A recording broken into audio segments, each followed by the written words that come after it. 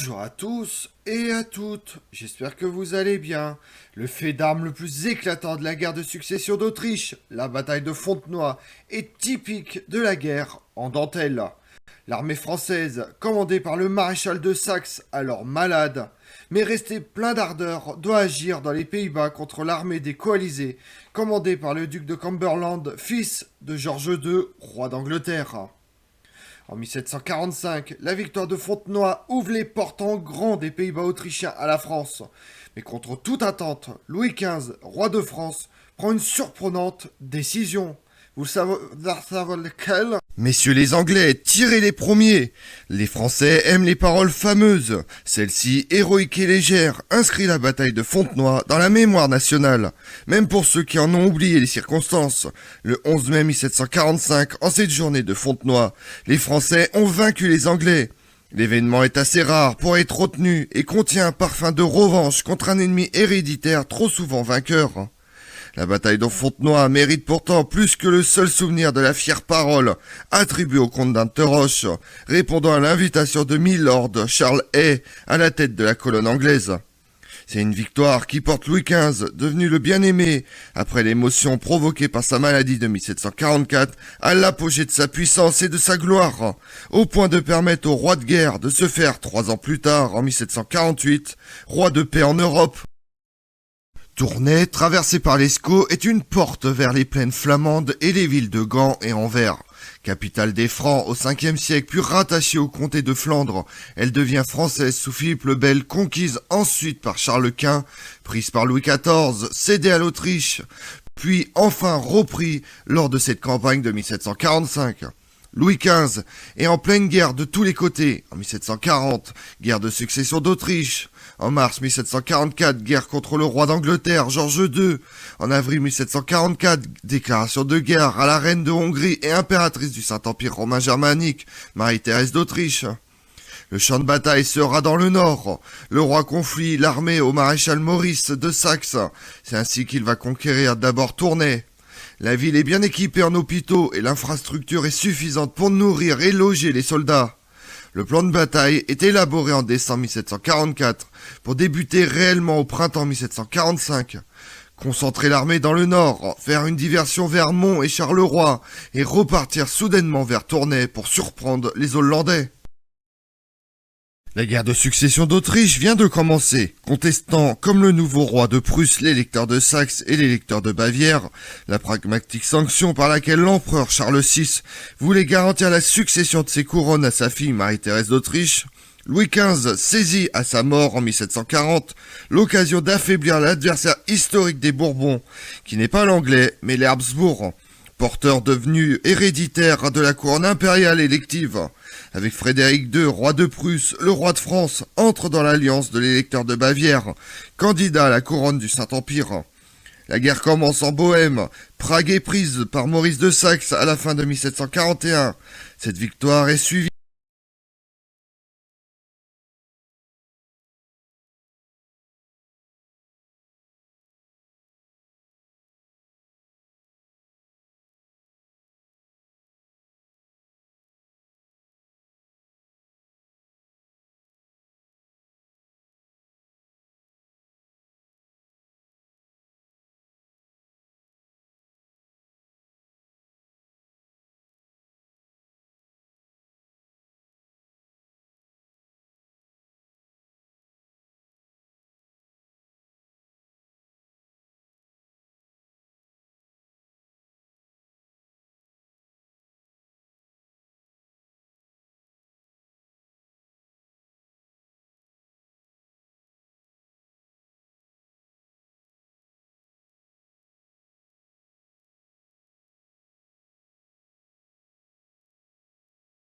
de l'élection de Charles Albert de Bavière par la Diète impériale le 24 janvier 1742. Mais Marie-Thérèse d'Autriche, reine de Hongrie après la mort de son père, bénéficie de la défection du roi de Prusse, qui se satisfait de la conquête de la Silésie. Les troupes autrichiennes et hongroises reprennent la Bohême, pénètrent en Bavière et arrivent sur le Rhin en 1743. En 1744, Louis XV prend l'affaire à son propre compte, déclare le 15 mars la guerre à l'Angleterre, alliée de l'Autriche, puis le 16 avril à la reine de Hongrie. L'enjeu n'est plus la couronne impériale, il s'agit bien du vieil antagonisme entre Habsbourg et Bourbon qui se disputent l'hégémonie en Europe. Pour l'Angleterre, présente dans le Saint-Empire par la possession du Hanovre, dont ses rois sont originaires, il s'agit d'empêcher la France d'étendre sa puissance dans les Pays-Bas, jadis espagnols, autrichiens depuis 1713. La frontière fortifiée que Vauban a édifiée à Dunkerque, à Givet, est coupée par l'Escaut, formée d'une double ligne de forteresses. Elle constitue le fameux précaré, ici appelé la barrière. Depuis les traités d'Utrecht qui concèdent que les troupes hollandaises y tiennent garnison. Là se trouve la porte des Pays-Bas, la route naturelle des rois de France. Tournée en Hainaut, là doit se jouer la guerre, comme s'est jouée la guerre de succession d'Espagne en 1709, dans la trouée de Malaplaquet, puis de 1712, à la manœuvre de Denain. Héritier de Louis XIV, Louis XV, maintenant âgé de 35 ans, ne se dérobe pas aux premiers devoirs des rois, ses ancêtres qui tous, depuis Hugues Capet, ont porté les armes. Il accompagne ses armées. La campagne de 1744 permet l'entrée dans les Pays-Bas, depuis Lille, avec une armée principale commandée par le duc de Noailles, et une armée de couverture confiée au comte de Saxe. Le roi s'empare des places de la forteresse jusqu'à la mer, Menin, Ypres, le fort de Knock, Fournes. Mais il doit se tourner vers l'est pour empêcher la montée des troupes autrichiennes vers les Pays-Bas. Tombé malade en Lorraine, il retourne à Paris. Maurice de Saxe se contente alors de tenir la position acquise depuis Courtrai, quartier général d'une admirable campagne défensive qui lui vaut d'être désigné pour la conduite des opérations en 1745. Entre Louis XV, Noailles et le comte de Saxe, l'entente est alors parfaite. Heureusement, car la fortune du comte suscite bien des jalousies. Ce Saxon, luthérien, fils bâtard de l'électeur de Saxe Frédéric Auguste, roi de Pologne, Auguste II, aime les plaisirs grossiers et préfère les actrices aux marquises. Il a le caractère fort, une personnalité dominatrice, une franchise irritante, il n'est pas homme de cour. Bientôt âgé de 50 ans, il a une expérience et des qualités militaires reconnues par le roi, démontrées par la campagne de Bohême à l'automne 1741, puis la couverture du Rhin en 1743, qui ne se moule pas dans les intrigues ni les coteries. Pire encore, il n'a rien demandé, mais il a tout reçu. Maréchal de France le 26 mars 1744, il passe devant 8 lieutenants généraux, plus anciens que lui. Même il semble affaibli en mars-avril 1745 par une hypochondrie consécutive à un accident vénérien. Il va démontrer l'étendue de son talent à la guerre et remporter le 11 mai 1745 la plus grande victoire française du XVIIIe siècle. La campagne de 1745 reprend l'objectif précédent, pénétrer les Pays-Bas au-delà de la barrière. Dès avril, dissimulant ses manœuvres, Maurice de Saxe a convaincu les alliés autrichiens, anglais, hanovriens et hollandais des places de la barrière qu'ils se dirigeaient vers Mons, où les ennemis ont rassemblé leurs forces, ce qui laisse tourner sans autre défense qu'une simple faible garnison. La tranchée est ouverte devant la ville le 30 avril, ce qui annonce un siège classique, selon la méthode de Vauban. Pour sauver la place, les Alliés doivent prendre les assiégés à revers. Ils se mettent en marche depuis Mons au début de mai sous le commandement du duc de Cumberland, troisième fils du roi George II, âgé de 24 ans. Coléreux, impulsif, mais peu expérimenté, Maurice de Saxe doit les arrêter. Une bataille est alors inéluctable, au cours de laquelle le comte porte à leur apogée les possibilités tactiques de l'ordre mince, en position défensive, auquel le duc de Cumberland oppose un ordre profond offensif, la colonne. Deux ordonnances qui nourrissaient le débat tactique des théoriciens militaires au milieu du XVIIIe siècle. Le roi se met en marche le 6 mai, accompagné du dauphin, et arrive au camp de Pontachin sur Tournai le 8. Il laisse la direction des opérations au maréchal de Saxe, qui a déjà commencé à faire passer les troupes de Tournai à la rive droite de l'Escaut. 40 000 hommes sont déployés entre Antoguin et Ramecroix, coupant la route de Mons. Il place en première ligne l'infanterie en force à Antoguin, tenue par la brigade du Piémont sous le commandement des comtes de l'Orgue et de la Marque. Et au centre du dispositif, à Fontenoy, petit village vidé de ses habitants, tenu par la brigade du Dauphin, commandée par le comte de la Vauguyon. Entre les deux villages, la ligne d'infanterie est protégée par des redoutes où sont disposées des batteries d'artillerie. Au-delà de Fontenoy, formant un angle, la ligne est constituée d'abord par les gardes français et les gardes suisses. Elle se prolonge jusqu'au bois de Bari, où sont dissimulés les arquebusiers de Grassin, unité légère, franche, et se trouve protégée par deux autres redoutes, tenues par les régiments 2, sous le commandement du marquis de Chambonnas. Derrière cette ligne, d'autres régiments constituent un soutien et une réserve est formée au-delà du bois de Bari, en particulier avec les bataillons irlandais, emmenés par le comte de Lally et Lord de Clara, le royal des vaisseaux commandé par Guichery, le régiment de Hainaut et celui de Normandie qui a perdu à Tournai son colonel Teyran Périgord, emporté par l'explosion d'un baril de poudre et dont il n'est resté que les pieds, remplacé à Fontenoy par Saint-Lancy. Derrière l'infanterie, les escadrons de cavalerie lourde, les dragons de Mestre de Caen, le régiment de Beaufremont, s'échelonnent en profondeur et en arrière de l'ensemble. Commandant tout le champ de bataille, se trouvent les carabiniers, les gendarmes et la maison du roi, avec le prince de Soubise et le roi lui-même sur la petite éminence de Notre-Dame-du-Bois. En face, dans les plaines, les ennemis achèvent de prendre leur position le 10 mai, selon un dispositif classique. En première ligne, l'infanterie, soutenue par un rideau d'artillerie. En seconde ligne, la cavalerie. Enfin, une réserve. À l'ouest, les Hollandais, commandés par Waldeck, forment l'aile gauche.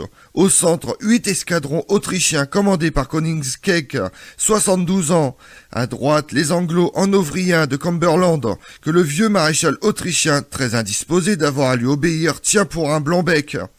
Les deux armées se font face le 10 mai, au soir, trop tard pour engager le combat. Les troupes passent la nuit sur pied. Le roi lui-même dort sur la paille avec son état-major, les princes de sang, le duc de Chartres, le comte d'Eu, le duc de Penthièvre, le comte de Clermont, par ailleurs abbé de Saint-Germain-des-Prés, Richelieu, Boufflers, Luxembourg, le roi plaisante et chantonne, se décrit en vengeur de Jean le Bon, accompagné par son fils le duc Philippe, plus tard Philippe le Hardi. Les vaincus de Poitiers en 1356, lui est accompagné du dauphin Louis, alors solide gaillard de 16 ans, de belle taille et de complexion vigoureuse. Le mardi 11 mai, dès l'aube, l'ennemi attaque. D'abord une canonnade de 4 heures destinée à affaiblir l'adversaire, sans autre effet que de labourer le terrain, détrempé par les fortes pluies de l'avant-veille, et d'emporter le duc de Gramont, la jambe arrachée par un boulet à la tête des gardes français.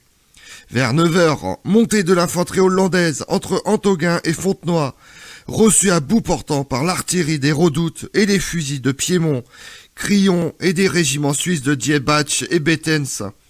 Les Hollandais reculent sur leur position de départ et considèrent qu'ils en ont fait assez. Ils ne bougeront plus jusqu'au soir. Une deuxième attaque est alors dirigée contre Fontenoy, conduite par les Autrichiens avec le soutien des Anglais. Elle échoue devant le feu de l'artillerie, mais celle-ci perd son commandant du brocard. Une troisième attaque des Alliés est alors conduite sur l'aile droite de Ingoldsby, qui tente en vain d'emporter la redoute de Bari et recule sous les tirs des fusiliers de Grassin. Cumberland comprend que la ligne mince en attaque ne peut emporter des redoutes ou des postes fortifiés. Vers 11 heures, il rassemble ses forces en 3 grosses colonnes d'infanterie et cavalerie, suivies des pièces d'artillerie. Il lance une nouvelle attaque, montant la pente légère entre le poste de Fontenoy et la redoute du bois de Bari. Ralentis par leur artillerie dans ce terrain boueux, amenés à se resserrer sur le chemin qui mène sur le front français. Les 3 colonnes se rapprochent, se fondent en une énorme masse. La troupe devient bientôt un carré allongé, sorte de colonne unique, large, lourde, lente et terrible. Rien ne doit l'arrêter. Elle arrive au contact avec les gardes français. Là se produit l'échange verbal, dont il existe une version moins aimable que celle retenue par l'histoire. « J'espère, aurait crié Charles Hay, en tête de la colonne anglaise, que vous n'allez pas vous enfuir, comme des lapins, ainsi que vous l'avez fait à De Guenne. » Rappel insolent de la panique de 1743. Nul n'a vraiment entendu la réponse des Français. Les premiers coups de feu semblent avoir été tirés par les soldats du Dauphin depuis le village de Fontenoy. Ils sont suivis de la décharge de la colonne anglaise qui a eu le temps de se rapprocher. L'effet est terrible. 300 hommes tombent. Les gardes français reculent et se désorganisent. La colonne progresse. Courten, colonel des gardes suisses, est emporté à la tête de son régiment. Les deux infanteries commandées par le duc de Biron subissent de très lourdes pertes, mais ne reculent pas. Ils disparaissent. Les lignes de cavalerie, en échelon derrière l'infanterie, lancent plusieurs charges successives inutiles. La colonne n'est pas entamée. On peut croire la bataille perdue. On presse le roi Louis XV de quitter le terrain. Les ponts de l'Escaut ont été préparés. Louis XV reste ferme et ne bouge pas. Il restera sur la bataille avec ses hommes. Alors se joue en quelques minutes un formidable enjeu tactique entre la colonne et la ligne mince. L'invincible colonne, solution alternative à l'ordre mince offensive, révèle brutalement sa faiblesse et perd en un instant une bataille qui paraissait gagnée. Car si elle a une puissance de pénétration redoutable, elle présente à son adversaire des flancs dégarnis au fur et à mesure qu'elle avance, et sa tête devient une cible facile pour quelques pièces d'artillerie heureusement disposées par un capitaine de Touraine qui la prend sous un tir en enfilade destructeur. Au même moment, Maurice de Saxe, que l'on voyait encore souffrant parcourir le champ de bataille dans une voiture légère, vient de remonter à cheval et rassemble toutes ses forces dans un élan général contre l'ennemi. Celui-ci est assailli sur son flanc gauche par la cavalerie et l'infanterie, dont seuls les régiments de première ligne ont été décimés par les tirs de la colonne. Assailli sur son flanc droit par la réserve de l'infanterie, le Royal des Vaisseaux, le régiment de Normandie, les Irlandais surtout, qui fondent sur l'anglais en hurlant magnifiquement, entraînés par Lord Clark. Souvenez-vous de Limerick. Il s'agit du siège de Limerick, qui a achevé en 1651 la conquête de l'Irlande par les troupes d'Oliver Cromwell.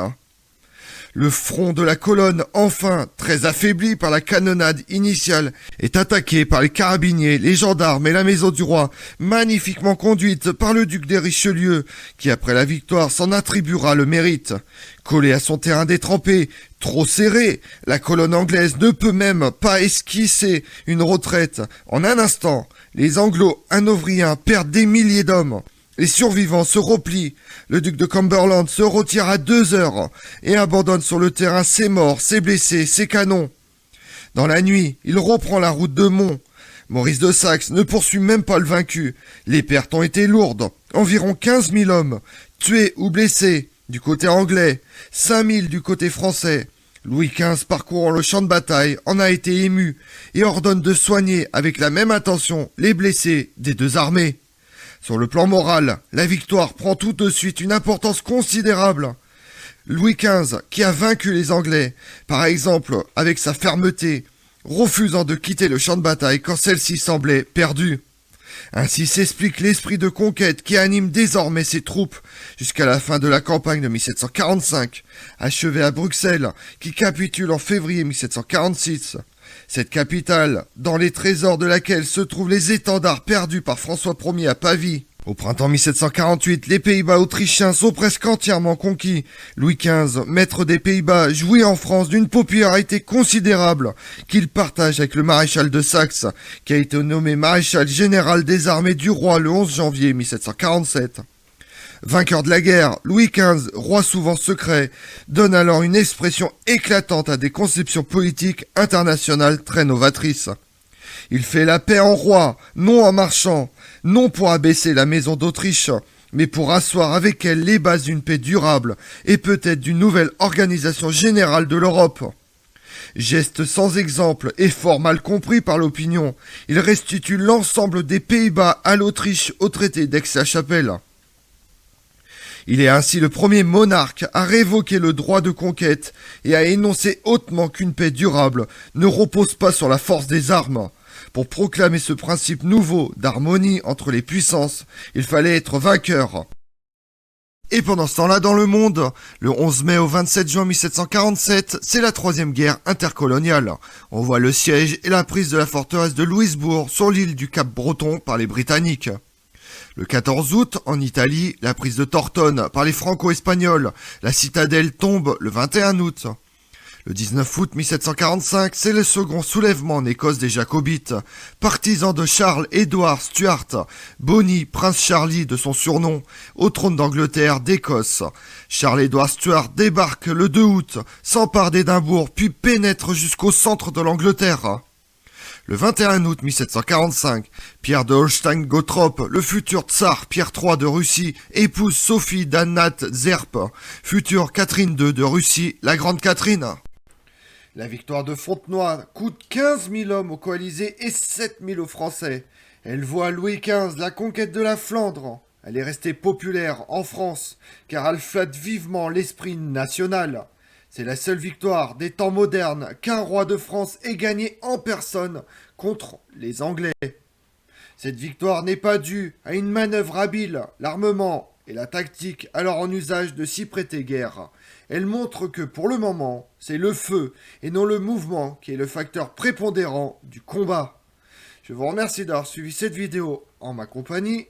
Si vous voulez connaître mes autres vidéos, retrouvez-moi sur ma chaîne YouTube Tout sur l'Histoire avec Damien, mais également sur les réseaux sociaux, Twitter et Instagram, Histoire Damien. Et pensez à liker, commenter et vous abonner. Je vous remercie à tous.